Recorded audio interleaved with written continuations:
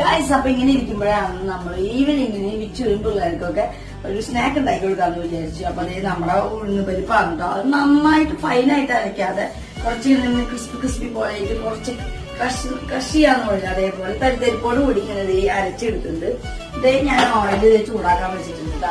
അപ്പൊ ഇത് പുറത്തുള്ളവർക്കൊക്കെ അറിയാം, ഫലാഫിൽ എന്ന് പറഞ്ഞൊരു സാധനം ഉണ്ട് അവിടെ. നമ്മുടെ ഇവിടെ ഉഴുന്നുവട പോലത്തെ വേറൊരു ഐറ്റം, പക്ഷെ തോളി ഉണ്ടാവില്ല.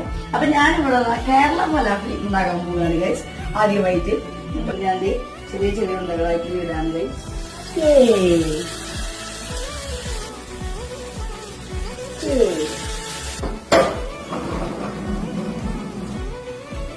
ഗൈസ്, അങ്ങനെ നല്ല ബ്രൗൺ കളറിൽ നമ്മുടെ ഫലാഫിൽ റെഡിയായിട്ട് ഗൈസ്.